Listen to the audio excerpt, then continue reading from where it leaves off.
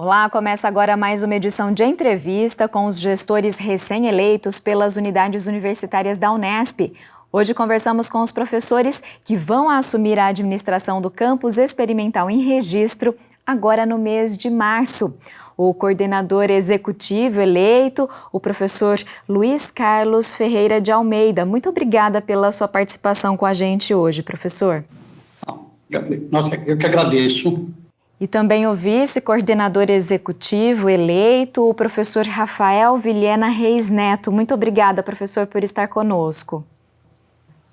Eu que agradeço a oportunidade. Bom, professores, para a gente iniciar a nossa conversa, vocês elencam como prioridade da gestão de vocês a consolidação do campus experimental de Registro. Eu gostaria então que vocês explicassem, qual que é a importância dessa consolidação, que há um debate, inclusive, na universidade, com visões a favor, visões contrárias, qual que é a importância dessa consolidação e por que ela ainda não ocorreu? A questão assim, os campos experimentais foram criados lá em 1993 com unidades diferenciadas. Assim, existia uma vontade da Unesp de interiorizar em certas áreas, em certos vazios do estado de São Paulo, onde não existiam universidades públicas, que era o caso aqui do Vale do Ribeira, a região de Rosana, no Pontal do Paranapanema, como a própria palavra se coloca, e esses campos foram criados no modo diferenciado, não existiam departamentos, e tem uma estrutura diferente de um campus normal, e acho que até isso explica até o porquê da palavra experimental, Eu acho que a universidade fez uma experiência em termos de forma de gestão, em formas de administração. E acredito que passados 17 anos, eu acho que já existe toda uma experiência acumulada que já é permitido, a gente falar do ponto de vista de ciência, nós encerrarmos essa palavra experimento, deixarmos de ser experimental. Mesmo porque isso cria distorções dentro da própria universidade. Por exemplo, no conselho universitário, muito pouco, é recente isso, somente o coordenador executivo tem voto. E os demais segmentos do campus não têm voto, ou seja, os docentes, os servidores não têm voto. E se nós pensarmos em termos de atividade fim, que os campos exercem, nós formamos alunos tal qual nossos engenheiros de pesca, engenheiros agrônomos, exercemos todas as nossas atividades de ensino, pesquisa e extensão, tal qual um campus consolidado. E a diferença não vai somente na questão de nome, na questão de estrutura. As estruturas são, do ponto de vista hierárquico, elas estão sempre um patamar abaixo. Por exemplo, nós não temos diretorias de administração, diretorias acadêmicas, e os servidores exercem a função tal qual e recebem gratificação de supervisores de área. Eu acho que a questão da emancipação visa resgatar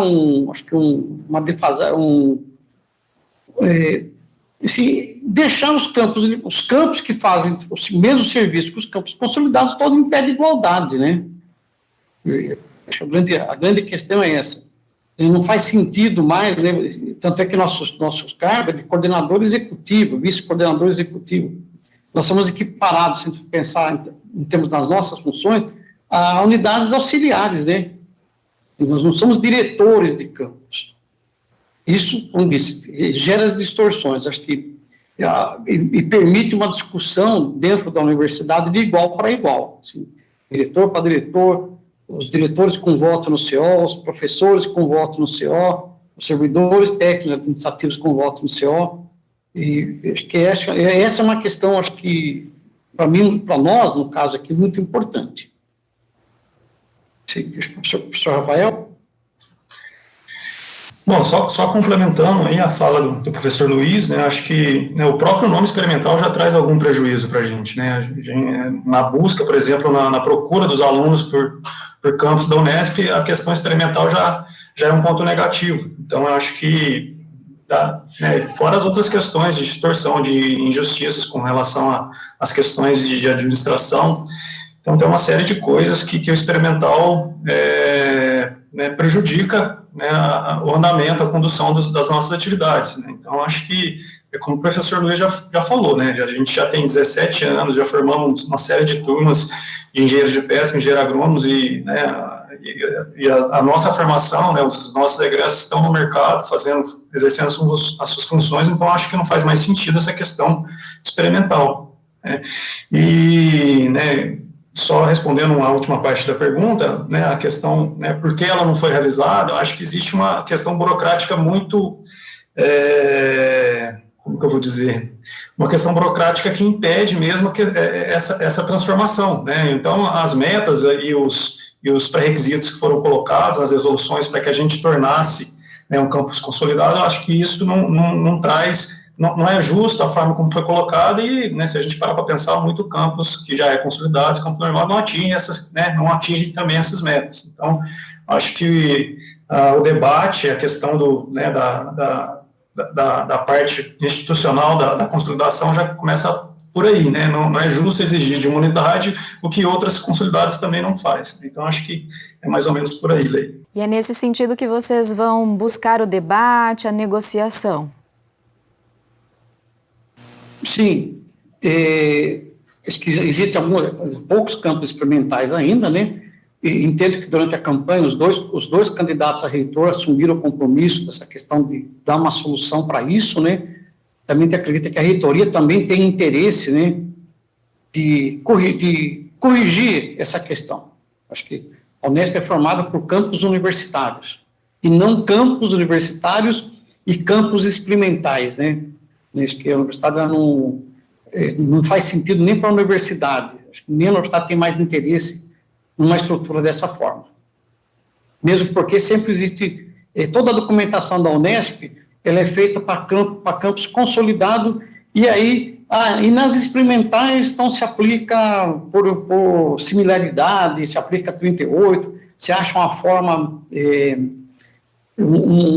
diz assim, uma adaptação para aplicar certas resoluções que cabem a campos consolidados para os campos experimentais. Sendo que nós fazemos as mesmas coisas, nós temos aí as atividades, nossa atividade de fim é a mesma de cumprimos a nossa atividade de fim da mesma forma que um campus consolidado. Somos cobrados também da mesma forma, né? A cobrança nossa ela é igualzinha de um campus consolidado. E, professores, em relação aos desafios, né, da gestão, vocês elencam a infraestrutura como um desses desafios, né? Quais são as principais carências hoje? O campus experimental de registro, né, ele possui 2 cursos na área de agrárias, e os cursos de agrárias são cursos que, essencialmente, dependem de uma infraestrutura específica, né? Nós dependemos de máquinas, de equipamento, do seu próprio centro de agricultura, que é uma questão acho que vai ser importante ser discutida. E hoje nós estamos separados em 2 unidades, a unidade de Vila Tupi e a unidade de Abrochá. Mas se a gente for observar nossa infraestrutura de material, principalmente, é uma infraestrutura que basicamente é sucateada. Nós temos, da parte de frota, é uma frota sucateada. Para atendimento das atividades de campos para agronomia, são máquinas já sucateadas, né? E laboratórios, ainda nós estamos carentes na parte do laboratório. E ainda no final da gestão do professor Dorigano, nós recebemos um prédio, né? Uma central de aulas e laboratórios por conta da expansão das engenharias. Esse prédio agora é que ele está sendo equipado na parte de infraestrutura, móveis, equipamentos, por conta de uma emenda parlamentar. Recebemos uma emenda parlamentar de R$2 milhões, que estamos equipando esse prédio. Mas isso ainda não é suficiente para atender, acho que, aos padrões de qualidade que a Unesp tem. Se nós fôssemos uma faculdade particular, acho que não quero desmerecer as escolas particulares, acho que nós estaríamos aí razoável, né? Mas considerando que nós somos uma universidade pública, paulista, que prima para os mais altos padrões de qualidade, existe uma lista grande, acho que não é um momento, não cabe aqui nós citarmos aqui, que passa pelo centro de agricultura, passa por máquinas, passa por uma frota adequada, passa por equipamentos de laboratório, principalmente em questão material. Se nós não temos um prédio de biblioteca, nós não temos uma biblioteca padrão Unesp, Os professores aqui, todos eles ainda dividem por sala, 2, 3 professores por sala. A gente sabe que no resto da universidade, cada professor, por conta do desenvolvimento da atividade de pesquisa, de ensino, ele tem sua própria sala para poder desenvolver essas atividades. Nós não temos isso ainda. Nós vamos conseguir resolver a questão de aula e laboratório. A parte administrativa, hoje, ela ocupa somente, ela está em 2 salas. Toda a parte de administração de recursos humanos, compras, acadêmico, coordenação de cursos, basicamente são concentrados em 2 salas. Isso precisa ser resolvido, né? Eu acho que de um ponto de vista de estrutura para administração e de infraestrutura para curso, pensando sempre o seguinte, no padrão Unesp, né, de qualidade. Bom, complementando aí o que o professor Luiz está falando, a questão da estrutura, assim como o próprio nome experimental, já é uma coisa que nos atrapalha bastante também, né, a questão da busca, né, da procura dos alunos pelos cursos que a gente tem aqui. Então, posso falar, a gente vai conversar um pouco mais aí, tem questões mais adiantes, mas a questão do centro de aquicultura é uma coisa importantíssima, né, para o curso de engenharia de pesca, em que a aquicultura é uma das áreas mais importantes de atuação, e a gente não tem essa estrutura aqui para desenvolver atividades práticas. Então, é uma coisa, essa questão da deficiência de estrutura é bem relevante no nosso campus também. A gente tem uma estrutura que, com muita deficiência, a gente consegue tocar as atividades de ensino. Agora, a pesquisa e extensão é praticamente impossível, né, salvo alguns docentes que têm os seus próprios laboratórios conseguidos através de investimento, né, de instituições de fomento. Praticamente a gente trabalha com base em parcerias com outras instituições ou com outras organizações. Então, acho que a questão da estrutura é, sim, um grande desafio para a gente trabalhar nesse mandato que a gente vai iniciar aí agora. Como vocês pensam, né, em trabalhar com essa questão, professores? Como negociar, né, essa infraestrutura diante de um cenário que a gente sabe que está complicado, né, um cenário econômico do país em si? A gente tem bem claro essa questão que está colocada, mas minimamente a gente precisa de um horizonte para isso, sabe, um planejamento para isso. Olha, não temos como fazer isso agora, mas num prazo de tantos anos, um cronograma mínimo, né? Sabe, assim, o fato de nós não termos um prédio de biblioteca, assim, sabe que hoje a Unesp não teria condições de fazer isso. Mas a gente precisava de um compromisso. Olha, num prazo de tantos anos, a universidade ela assume o compromisso de se construir uma biblioteca. Num prazo de tantos anos, precisamos ter um compromisso de equipar o curso de agronomia com seus equipamentos que necessita, num prazo mais curto, o centro de agricultura. A gente precisa de um planejamento, até para, assim, se alguém perguntar para nós hoje, eu fiz um levantamento da nossa frota de veículos, todos os nossos veículos aqui estão acima de 100 mil quilômetros rodados. Nós temos veículo temos um caminhão da década de 1980, nós temos uma frota antiga. E, em algum momento, isso vai ter que ser renovado. Considerando o nosso orçamento, é impraticável isso. Assim, a gente não quer que a gente nem acredita que tudo possa ser resolvido imediatamente, mas temos que passar as prioridades e um compromisso desses equipamentos, que não podem ser conseguidos via projeto docente. Acho que a gente tem que fazer uma distinção muito clara. Existem as agências de fomento, FAPESP, CAPES, os editais, né? Que às vezes proporcionam a questão do laboratório, temos laboratórios muito bem montados aqui com recursos papel. Mas existe uma infraestrutura de campus mesmo que depende da universidade. Sim, e que o campus de registro não vai conseguir, não tem receita própria para isso. Mas um horizonte, olha, nós vamos equipar em 2, 5, 10, e que isso até hoje não foi colocado para nós. E aí sim, a universidade se planeja, nós nos planejamos para isso, sabemos que existe um horizonte, um compromisso para essas questões, porque quando o prédio foi construído, a central de aula e o laboratório foi construído sem um horizonte para ser equipado.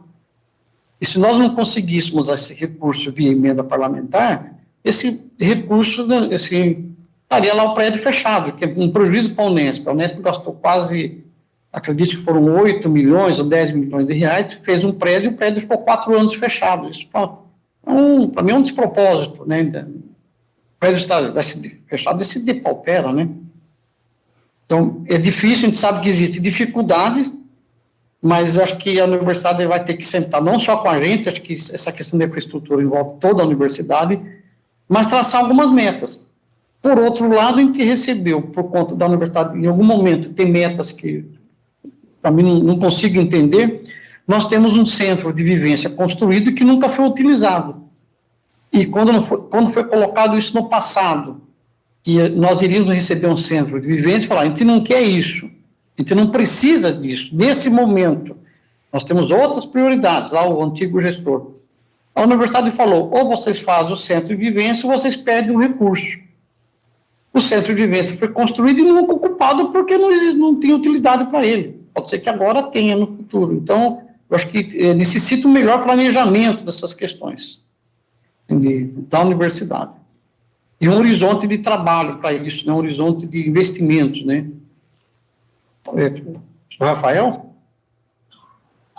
Bom, em relação às negociações, a gente entende que é nossa obrigação, nosso dever procurar parcerias, né, parcerias com iniciativa privada, com outras instituições, buscar editais de instituições de fomento, mas a gente entende também que é responsabilidade da universidade, né, prover essas estruturas. A gente sabe que não é fácil, a gente sabe que tem, né, a gente vai entrar numa fila aí que tem bastante gente com problema de estrutura, mas aí é aquela questão de elencar as prioridades, né, quais unidades realmente estão, né, necessitando dessa estrutura, das estruturas. Então, a gente entende que foram implantadas, aqui tem uma unidade da Unesp, foram implantados 2 cursos, e é responsabilidade da própria Unesp prover as estruturas necessárias para o andamento desses 2 cursos. Né? Então, acho que a gente vai trabalhar nessa linha, nunca deixando de lado a busca por recurso, né, de outras fontes, né, como foi conseguido nessa gestão agora, nessa gestão anterior, essa emenda parlamentar de 2 milhões para equipar o prédio. Então, a gente não vai,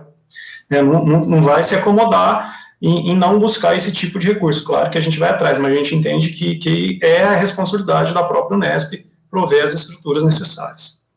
Em relação aos cursos de graduação, né, vocês também citam no plano que, apesar das boas avaliações que os cursos foram tendo, né, ao longo dos anos, há uma necessidade de inseri-los, né, na comunidade. O que vocês pensam, né, em relação a essa inserção?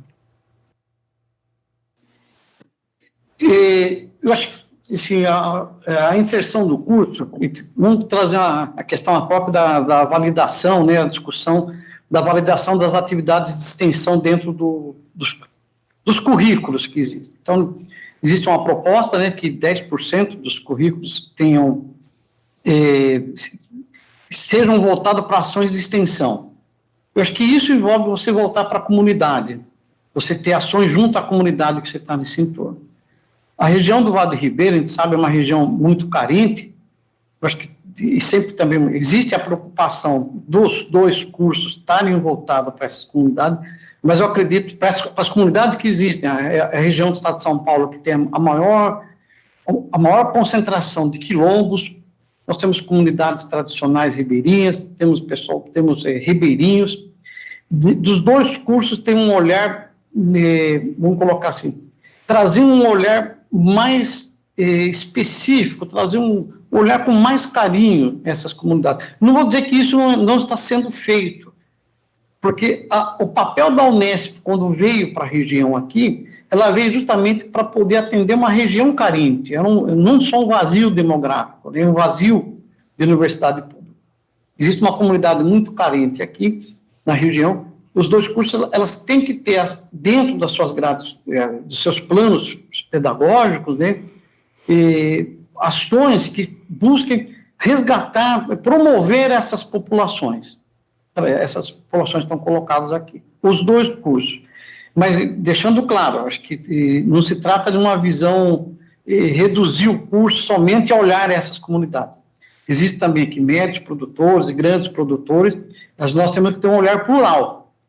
Nós temos que olhar também a parte que é produtiva, no sentido de voltar a colocar próximo ao agronegócio, ou seja, um grande produtor que é capitalizado, né? A universidade já tem um papel de pesquisa importante nesse aspecto, mas também também tem um papel importante, dentro, já se considerando a própria missão da universidade, de também ser um agente de mudança social. E a universidade, ela tem esse papel importante. Eu acho que os dois cursos, elas têm que ter esse olhar. Eles têm esse olhar, mas nós temos que aumentar esse olhar para essa região.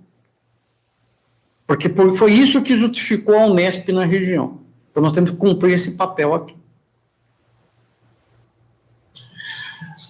Bom, complementando, então, a gente já possui uma série de iniciativas em que a universidade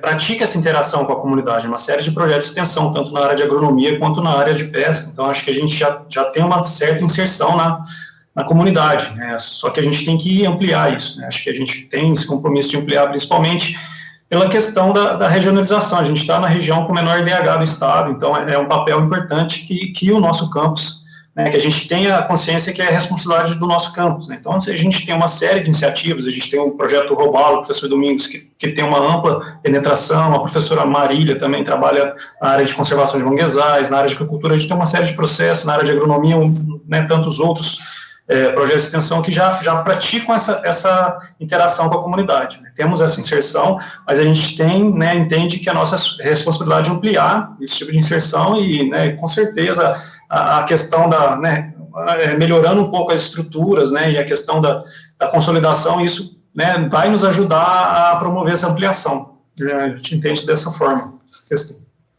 É nesse sentido também que vocês propõem, né, a implantação do Centro de Aquicultura e também da Fazenda Experimental, para atender a essas necessidades? Centro de Aquicultura e da Unidade Agrochá envolve uma questão para corrigir uma distorção de nós sermos campus experimental. Nós estamos divididos em duas unidades, unidade Vila Tupi e unidade Agrochá. Na unidade Agrochá é onde é a nossa unidade de campo, seria a nossa fazenda.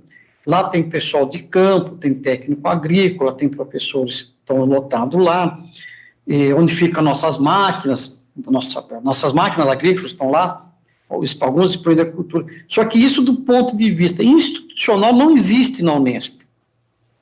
Sim, todo curso de agronomia tem uma FEP, uma Fazenda de Ensino, Pesquisa e Extensão, que existe uma estrutura administrativa que gerencia essa FEP.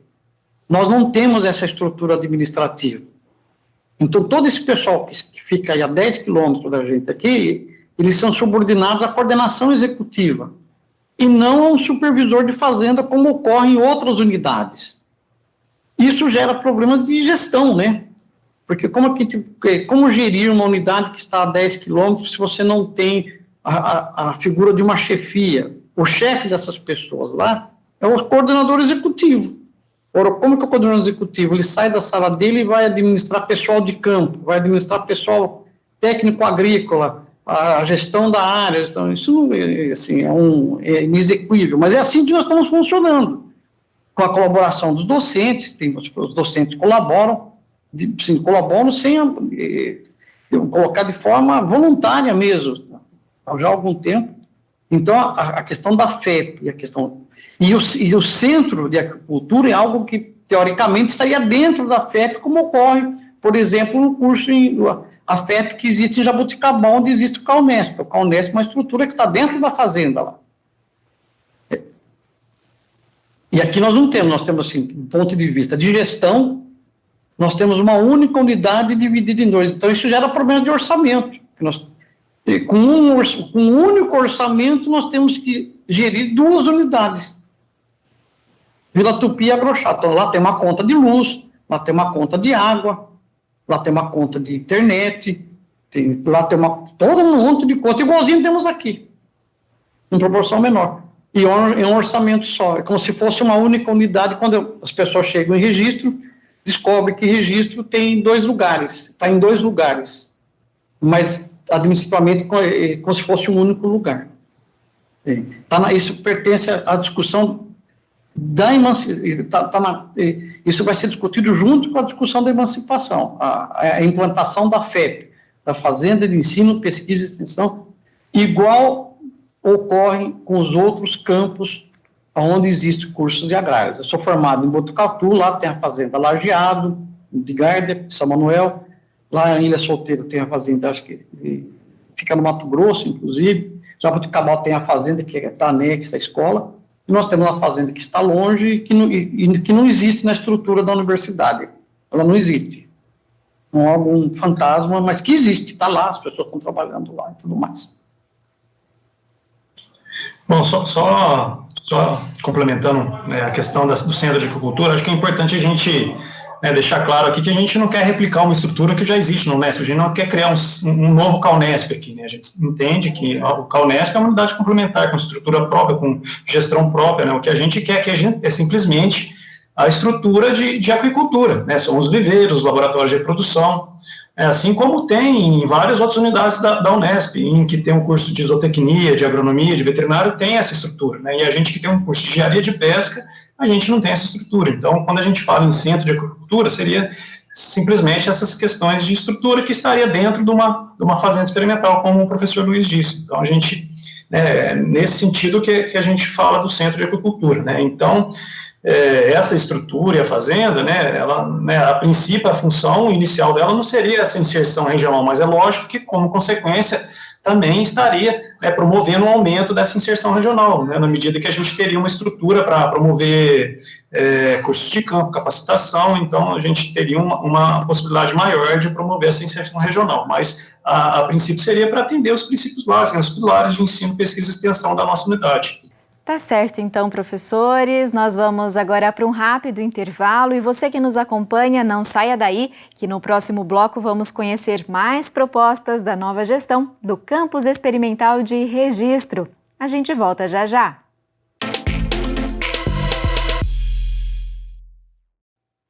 Estamos de volta e hoje recebemos o coordenador executivo eleito do Campus Experimental de Registro, o professor Luiz Carlos Ferreira de Almeida, e o vice-coordenador executivo eleito, o professor Rafael Vilhena Reis Neto, que comentam o plano de gestão proposto para a unidade nos próximos 4 anos.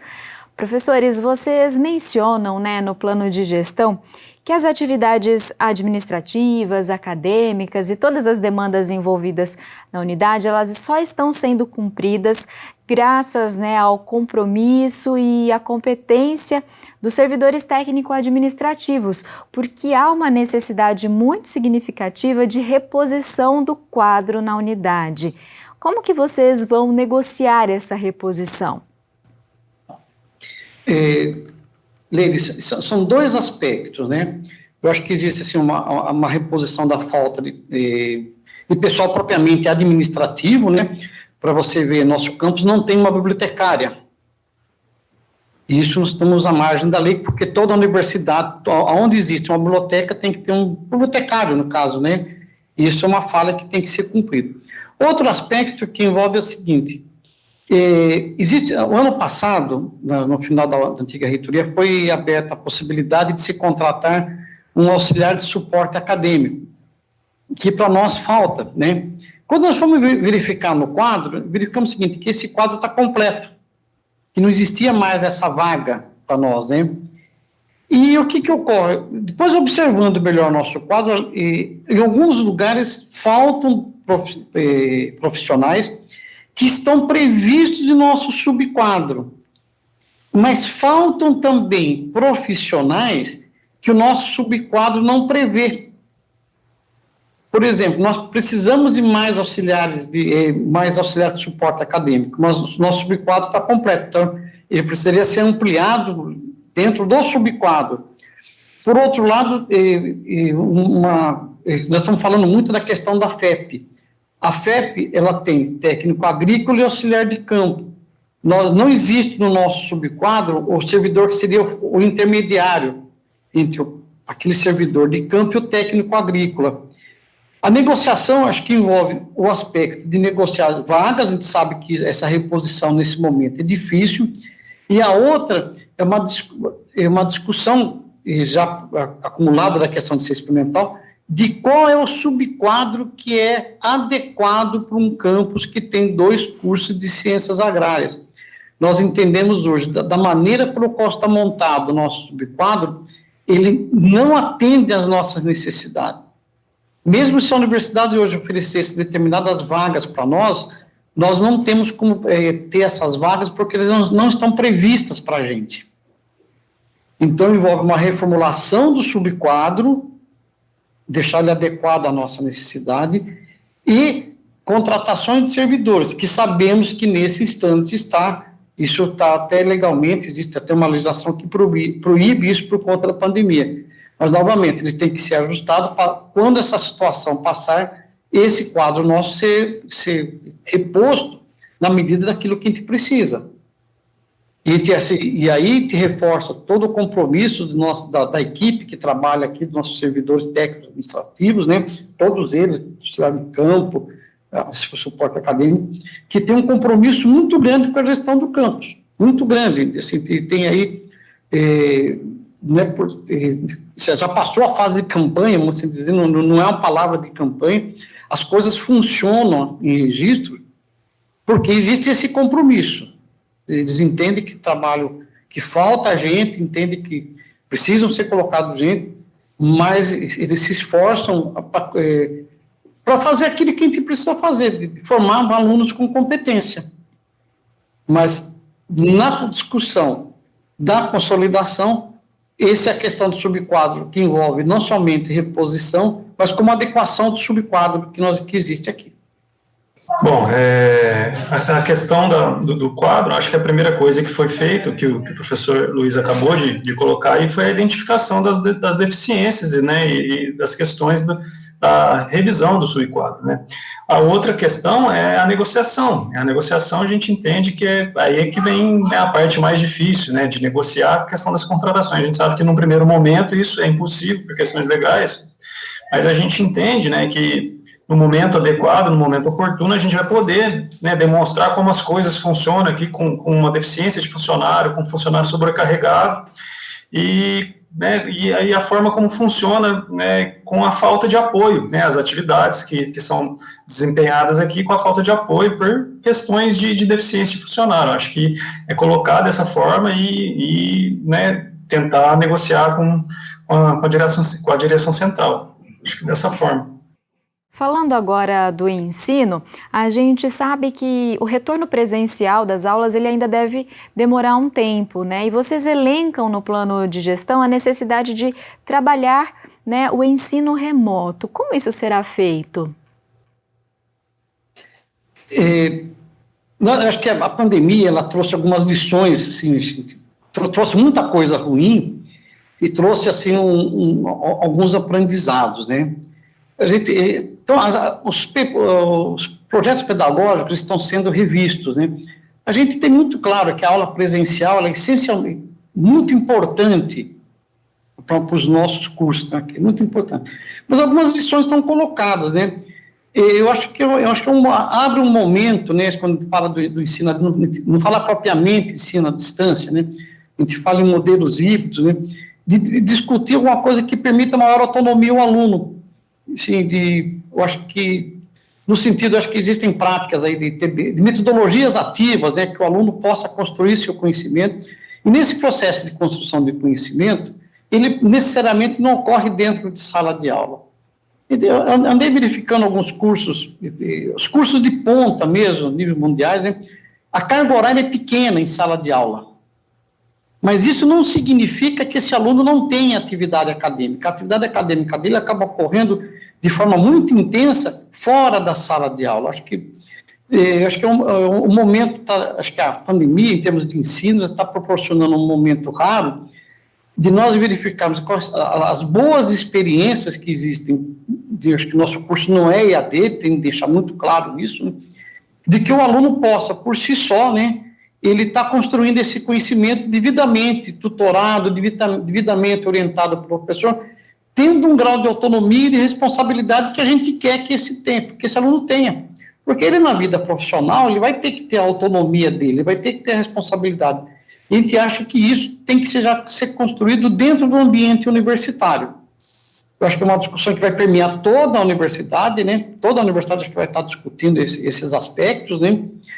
Enfatizo, os cursos da Unesp são presenciais, mas, em certas circunstâncias, a atividade remota, ela pode ser encarada como uma boa possibilidade. do aluno ter acesso, inclusive, a disciplinas em outros campos. Sim, acho que existe aí se abriu um leque muito grande de você poder, acho que a atividade, a forma como nós estamos fazendo hoje, nossa entrevista aqui, em outro momento nós teríamos que deslocar até Bauru, fazer a entrevista, vai cedo, passa o dia, volta, ficaria um dia e meio envolvido nisso, e como nós estamos fazendo hoje, vimos que é perfeitamente possível, uma série de circunstâncias, né, fazer as videoconferências, fazer os meetings que nós estamos falando. E isso também pode ir para o ensino, que não exclui, vamos colocar muito claro, os momentos presenciais, não exclui as aulas práticas presenciais. Eu acho que a gente tem que pegar o de melhor que surgiu na atividade remota e trazer para o ensino.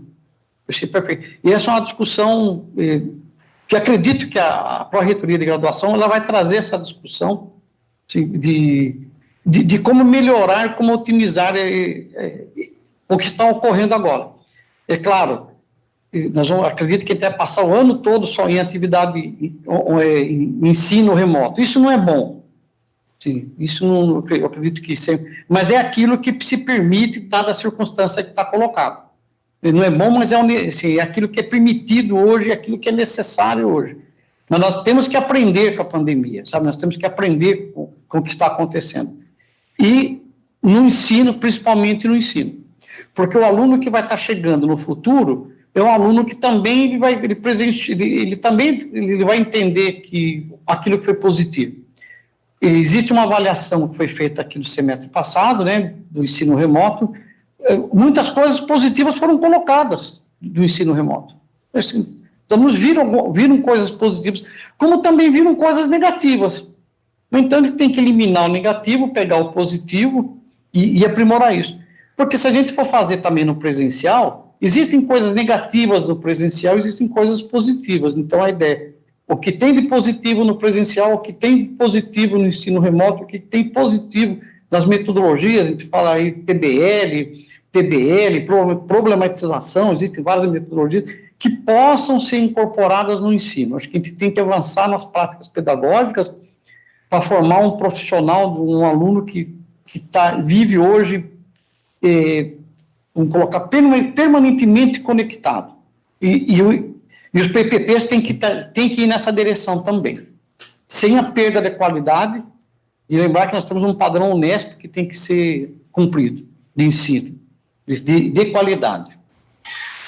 Bem, essa questão do ensino remoto, eu acredito que a questão, né, que o momento ou a circunstância que ela foi implantada não foi ideal, né, acho que a maioria dos docentes, dos técnicos não estava, né, não tinha se preparado para adotar esse tipo de atividade remota, né, então, acho que no primeiro momento causou, sim, um impacto negativo, mas à medida que foi, né, transcorrendo, né, o ano de 2020, acredito que a maioria, né, se adaptou muito bem e hoje, né, é uma ferramenta importante. A gente entende a essencialidade do ensino presencial, né, não é uma questão de transformar, né, os cursos em cursos EAD, mas a gente entende que as atividades remotas trouxeram, sim, uma flexibilidade, uma maior autonomia, tanto, né, para os docentes quanto para os alunos. Então, a gente entende que é assim, um momento de discutir a maior presença das atividades remotas dentro dos currículos e, com isso, né, tentar, né, cada vez melhorar mais a questão do ensino na nossa unidade. E, professores, que outras ações, né, vocês elencam como importantes para o fortalecimento dos cursos de graduação?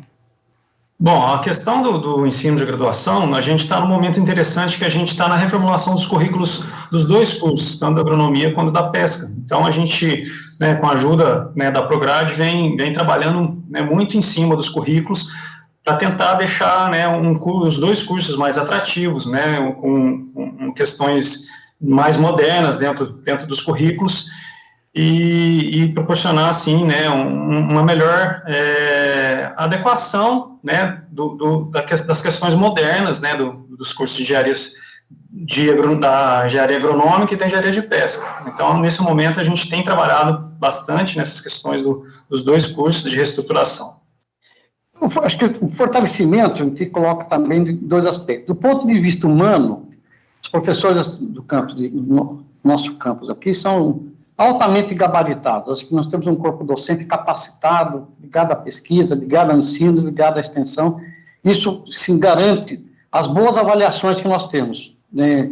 O curso de agronomia nosso é nota 4, o curso de engenharia de pesca foi recentemente reconhecido, né? Tivemos uma avaliação externa. E, vamos colocar, da parte humana, nós temos, vamos dizer que isso está uma questão de aprimorar frente às novas tecnologias que estão colocadas.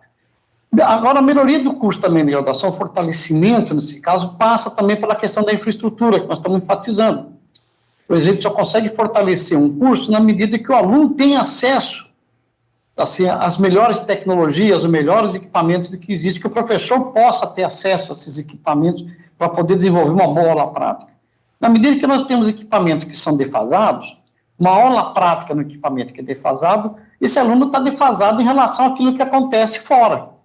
Então, o fortalecimento é buscar aquilo que os cursos de graduação precisam e necessitam para desenvolver uma disciplina de forma adequada do ponto de vista daquilo que existe hoje na ponta, sem perder, em certa medida, sem perda do aspecto teórico. Nós temos que entender que a formação teórica do nosso aluno ela tem que ser muito forte. Nós formamos alunos que vão para o mercado e boa parte deles vão para programas de mestrado, de doutorado, nós estamos formando pessoas que vão formar outras pessoas também. E para isso, o fortalecimento se dá com a melhoria da nossa infraestrutura para poder dar uma formação de qualidade para ele. Nesse aspecto, nós temos um compromisso de fortalecer as duas coordenações de curso nas suas necessidades daquilo que é importante para os alunos, para a formação de nossos alunos, da garantia da qualidade de formação. Isso nós vamos estar muito atentos a isso, de que nossos alunos continuem sendo, muitas vezes não são mal formados, mas que a gente consiga manter essa qualidade e que possamos melhorar a qualidade de formação. Para isso, infraestrutura, pessoal de apoio ao ensino, o que eu posso dizer mais? A questão da discussão da reformulação dos PPPs, a questão da validação das atividades de extensão dentro dos planos curriculares, a questão do ensino remoto de qualidade, aonde for possível ser feito, das aulas práticas, da melhoria, de ter equipamento para isso. Acho que a questão, ela permeia vários. E para isso, lógico, né, sempre em consonância com o que acontece com a Pró-Reitoria de Pesquisa, a Pró-Reitoria de Graduação, a Pró-Reitoria de Pesquisa, pós-graduação e de graduação. Então, nós vamos conversar bastante a respeito disso. Nossos cursos são muito bem avaliados, né, então, mas precisamos melhorar isso também. Falando agora um pouquinho da pesquisa, a gente sabe que não há um programa de pós-graduação consolidado, né, na unidade. Os professores do campus experimental de Registro, eles atuam em outros programas de pesquisa, mas estão sendo desenvolvidas uma série de ações de internacionalização, ações voltadas para a inovação e também parcerias com instituições público-privadas, né? Todas essas ações são no sentido de fortalecer a pesquisa na unidade? Sim, Leire, é no sentido de fortalecer. A gente entende que a pesquisa é um dos pilares da universidade e né, o docente que pesquisa, ele aprofunda no conhecimento da sua área e vai se tornar o melhor docente, vai gerar conhecimento. Então, a gente entende a importância, né, que gera uma pesquisa de qualidade consolidada em todos os pilares, tanto na extensão como no ensino. Então, a nossa ideia é fortalecer ainda mais a pesquisa no nosso campus. A gente entende que a gente, né, que uma boa parte dos docentes faz pesquisa de qualidade, uma boa parte dos docentes está inserido em programas de pós-graduação, né, de outros campos da Unesp, mas a gente, né, a nossa intenção é trabalhar muito nessas questões de internacionalização, a questão da inovação, de busca de parcerias com iniciativa privada, justamente para fortalecer a questão da pesquisa no nosso campus. E outro aspecto, né, que o senhor falou, assim, vários docentes estão aqui, eles que estão no campus aqui, eles já atuam em outros programas de pós-graduação. E nós temos aqui, eventualmente, né, você pode até dizer um caso particular, eu sou docente num curso, que ele acontece com Brasil, Cabo Verde e Equador. Quando a gente fala da atividade remota, né, na área de segurança alimentar, esse é um curso que já está na segunda edição, já foi Brasil e Equador. E a segunda edição, Brasil, Cabo Verde, São Tomé e Príncipe e Moçambique. Então, um programa da Unesp, né, importante dizer, na área de segurança alimentar, que coloca a Unesp como um protagonismo nessa área, principalmente de segurança alimentar, junto a países da comunidade de língua portuguesa. E acho que essa é uma experiência que ela pode também ser feita, foi feita a partir do IB, mas é uma experiência também que pode estar colocando dentro do campus aqui, tentando replicar, não replicar, mas construir opções semelhantes. Né? Acho que sempre é possível, acho que existem alguns programas da Unesp de internacionalização, e nós estamos incentivando os professores, e na medida do possível, na medida do nosso orçamento, proporcionar aquilo que tiver ao nosso alcance para que isso ocorra, né? Que esse professor possa buscar programas de pós-graduação, programas pós-docs, programas que possam, mesmo fora da Unesp, num caso de campo experimental, cada professor ele tem um conjunto de disciplina. Se ele quiser fazer um pós-doc no exterior, no modelo que estava colocado anteriormente, não era possível, porque ele não tem como deixar as disciplinas dele.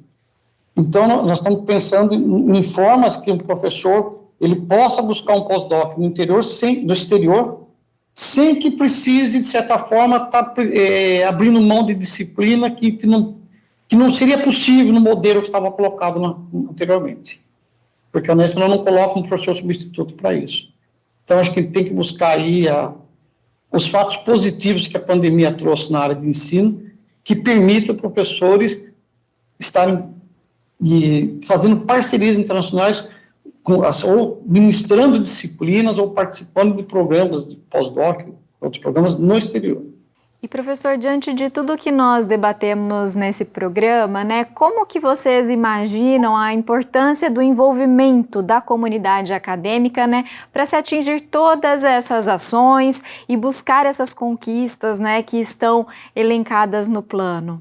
A pergunta é muito interessante. Quando você coloca a própria palavra comunidade, a gente entende que a comunidade é mais do que uma pessoa, é mais do que um segmento. Eu acho que quando eu vejo essa palavra comunidade, para mim, eu vejo isso de forma muito clara, né? Uma coisa muito forte, porque todos nós aqui, nós temos assim, um único objetivo, os docentes, os servidores, os alunos, né, no final de sempre, de que esses alunos tenham uma formação boa, e que nós estamos que estejam bem formados, para atender quem? A comunidade, não a comunidade externa. E a comunidade externa e a comunidade interna, acho que formam só uma comunidade única. Assim, eu vejo um papel muito, muito importante da universidade. E para isso, a gente tem que, quando a gente fala ouvir a comunidade, não é a gente se distanciar, ser diferente da comunidade, como alguém que está ouvindo, alguém que está em outro lugar, não, eu vou ouvir a comunidade. Não, eu sou parte dessa comunidade. Então, não ouvir, vamos conversar em comunidade, buscar as nossas soluções. Nós estamos vivendo um momento muito difícil, eu acho que é uma dificuldade muito grande, e eu falo que a comunidade ela tem que ter uma única voz, né? Ela tem que ter uma única voz na busca dos problemas que nós estamos colocando. Nós estamos conversando já há algum tempo aqui, temos problemas que parecem insuperáveis, né? Problemas que são muito difíceis. E precisamos da compreensão de todos. Nós temos que compreender que tem soluções que não vão surgir rapidamente. E que vão levar tempo, né? Mas que precisa de um certo norte. E esse entendimento que toda a comunidade tem que ter, que existe dificuldade, que existe luta, e que existe uma saída. Sim. Então, acho que alunos, né, docentes, servidores técnicos, administrativos, formam só uma comunidade, a comunidade do campo experimental de registro, que busca, tem um trabalho de quê? De atender a nossa comunidade no entorno, que é formado por quem? Por agricultores, quilombolas, ribeirinhos, comerciantes, toda a comunidade do Vale do Ribeira, que pertence à grande comunidade que é o Estado de São Paulo e à grande comunidade que é o Brasil. Acho que a gente tem que reforçar mais esse sentido da palavra, aprofundar um melhor entendimento da palavra comunidade. E nisso, eu acho que, para mim, é algo que é muito caro, muito importante, que acredito que o professor Rafael também faz parte dessa chapa, e não faz parte de uma questão de conveniência, comunga das mesmas questões da comunidade, dessa palavra comunidade para a gente. Ele tem uma força muito grande.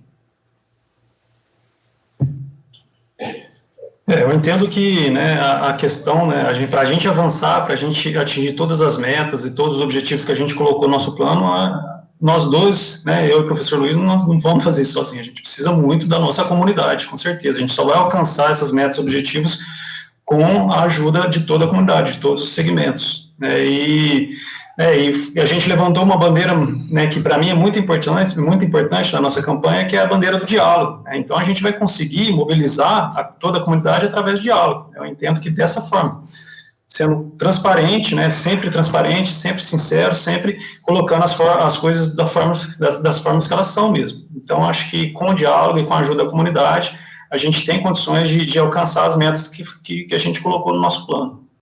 Então, eu quero agradecer a presença de vocês, professor Luiz Carlos, mais uma vez, muito obrigada por aceitar o nosso convite, né, e trazer essas informações aqui para a gente. Eu que agradeço, tá, essa oportunidade, estarei sempre, quando for preciso, estamos sempre abertos ao diálogo. Então, agradeço essa oportunidade, espero essa primeira oportunidade de estar falando do TV Unesp, e fico também nosso agradecimento à nossa comunidade que vai estar assistindo essa entrevista. Professor Rafael, também muito obrigada por ter aceitado o nosso convite e estar conosco hoje.